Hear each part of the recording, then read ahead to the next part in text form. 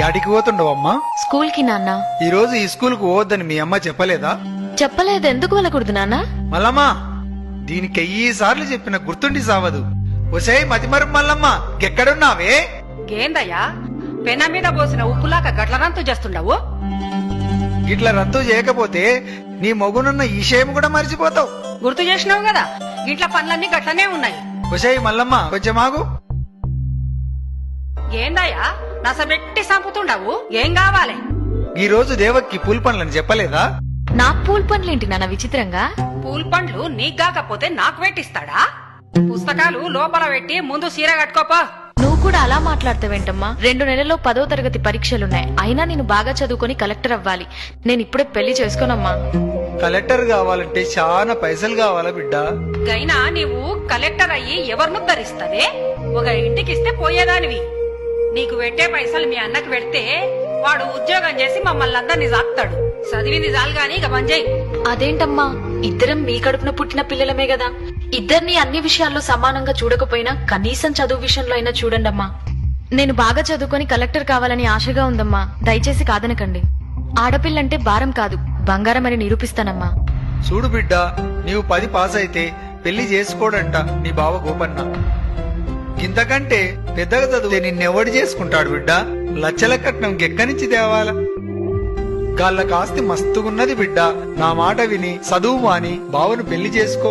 అయ్యో నాన్న, మనిషికి తరగని ఆస్తి చదువేనని మా సార్ వాళ్ళు చెప్పారు. చదువు అనే ఆస్తి ముందు ఏ ఆస్తి పనికిరాదు నాన్న. అయినా నన్ను 10 పాస్ కావద్దని చెప్పడానికి వాడేవాడు నాన్న. అలాంటి వాడిని ఈ జన్మలోనే కాదు, ఏ జన్మలో కూడా పెళ్లి చేసుకోను. ఏందే నోరు పెద్దగా చేస్తుండవు? 10 కూడా పాస్ కాక ముందే ఎదురు ములుగుతుండవు. ఇంకా పెద్దగైతే మా మాట వింటావా? పుస్తకాలు ఇంట్లో పెట్టి పోయి చీర కట్టుకోపా. అంతగా పెళ్లి చేయాలనుంటే అన్నయ్యకి పెళ్లి చేయండి. వాడు నాకంటే ముందే పుట్టాడుగా. హలో సిస్టర్, కలలు కనండి, వాటిని సార్థం చేసుకోండి మన దివంగత రాష్ట్రపతి అబ్దుల్ కలాం గారు చెప్పారు.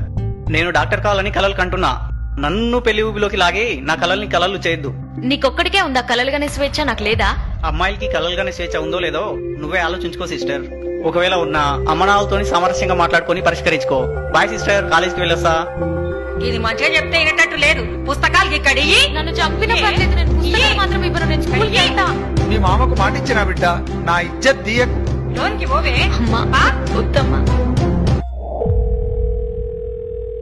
హలో, ఫోన్ ఎత్తండి సార్. ఫోన్ ఎత్తండి సార్, ప్లీజ్. ఫోన్ ఎత్తండి సార్. హలో, ఎవరు? హలో సార్, నేను దేవకిని మాట్లాడుతున్నాను. ఎందుకమ్మా ఏడుస్తున్నావు? నన్ను చదువు మానిపించి పెళ్లి చేయాలని ఎంగేజ్మెంట్ చేస్తుండు సార్. మీరొచ్చి ఎలాగైనా కాపాడాలి సార్. Sir please sir. నువ్వేం భయపడకమ్మా, నేను వెంటనే పోలీసుల్ని పంపిస్తా. Sir please sir. ఎవరికి ఫోన్ చేస్తుండవే? Police station. నువ్వు గనుక ఈ పెళ్లి చేసుకోకపోతే ఈ పురుగుల మందు తాగి సస్తా. అలాగే చేసుకుంటానమ్మా, నువ్వు తాగొద్దు ప్లీజ్. అయితే లోన్కి వా. రావయ్యా లచ్చన్న బావా, రా. ఇప్పుడేనా రావడం? కూర్చోండి బావా, కూర్చోండి. కిష్టే బావా, చెల్లెమ్మయ్యాడుంది. లోపలుంది బావా. 2 నిమిషాల్లో దివ్యమైన ముహూర్తం ఉంది సుమి. రావుకాలం రాక ముందే తాంబూలాలు ఇచ్చి పుచ్చుకోవాలి సుమి. అమ్మాయిని త్వరగా తీసుకురమ్మను నా దద్దోజనం. మల్లమ్మ, బిడ్డను దొలకరా.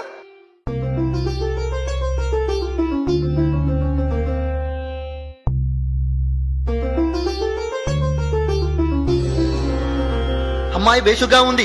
పేరేంటమ్మా? దేవకి. దేవకి గోపన్న నామస్య సుమూర్తె సుమూర్తస్తో. అయ్యా, తమరిద్దరూ తాంబూలాలు ఇచ్చి పుచ్చుకోండి.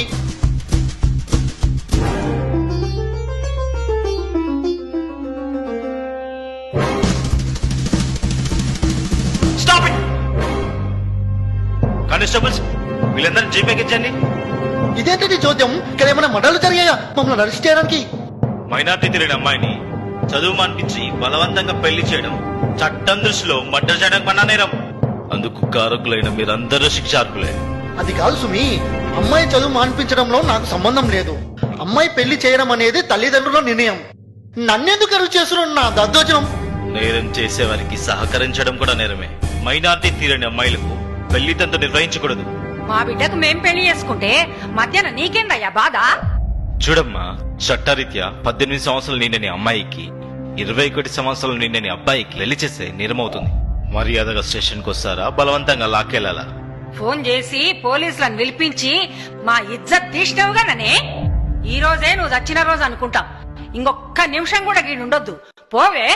చూడు బిడ్డ, ఇంకెప్పుడు నా ఇంటికి రావద్దు. కాదని వస్తే గదే రోజు మేమిద్దరం చచ్చిపోతాం. వెళ్ళవే.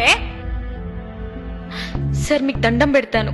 మా వాళ్ళని వదిలేసి నాకు ఎక్కడైనా చదువుకోవడానికి అవకాశం ఉంటే కల్పించండి. నీలాంటి అమ్మాయిలకు రక్షణ కల్పించడానికి ప్రభుత్వం స్టేట్ హోమ్ ఏర్పాటు చేసింది. అక్కడ నువ్వెంతవరకైనా చదువుకోవచ్చు. వెళ్దాం పదమ్మా.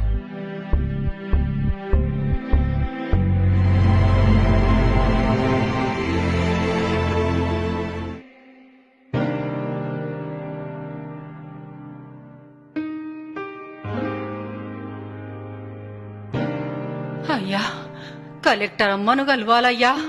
అలాగే ఆగండమ్మా.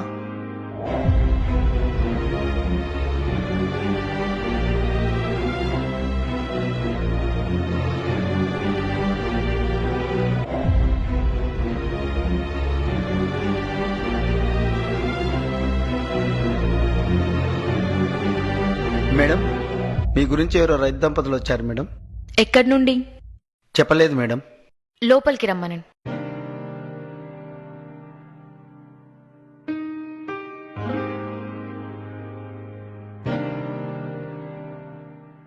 దండాలమ్మా. చెప్పండమ్మా.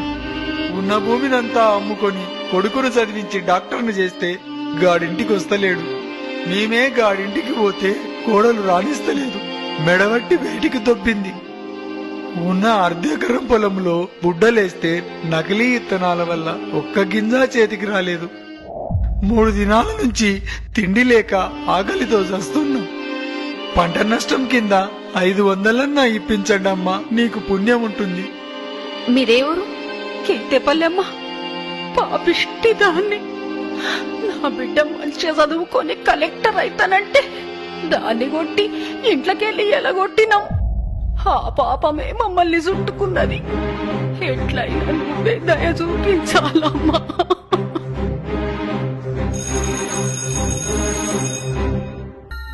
మేడం. ఆర్డీఓని రమ్మనండి. Okay madam.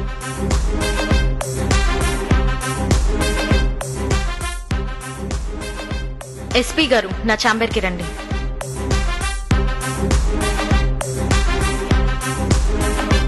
Good morning madam.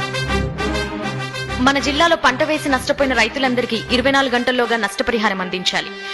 ఈ విషయంలో ఆలస్యమైతే all will be suspended. Mind it. Okay madam.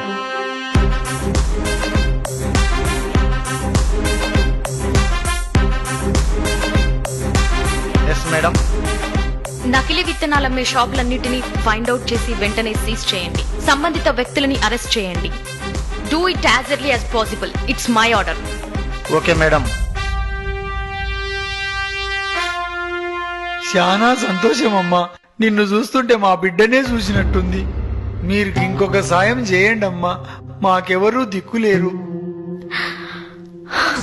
మమ్మల్ని ముసలోళ్ళుండే దగ్గర గదేనమ్మా, దిక్కులేని వాళ్ళుండే దగ్గర మమ్మల్ని చేర్పించమని చెప్పమ్మా.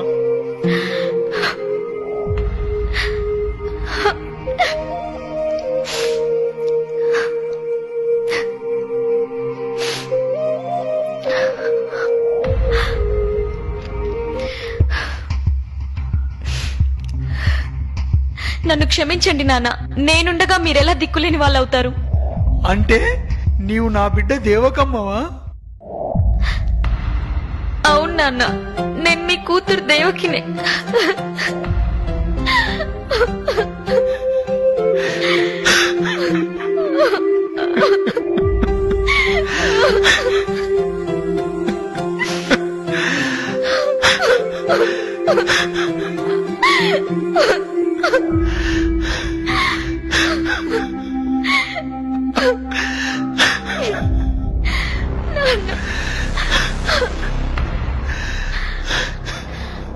అమ్మా, నేనమ్మా మీ కూతురు దేవకిని.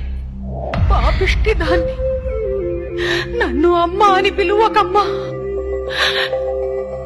నీవు చదువుల తల్లివి. నీ నీవెక్కడుంటే అక్కడ అందరూ చల్లగా ఉంటారు. ఢిల్లీకి రానైనా తల్లికి కూతురే కదమ్మా. పదండమ్మా, మన బంగ్లాకి వెళ్దాం. సమాజంలో ఎంతో మంది దేవకి లాంటి అమ్మాయిలున్నారు.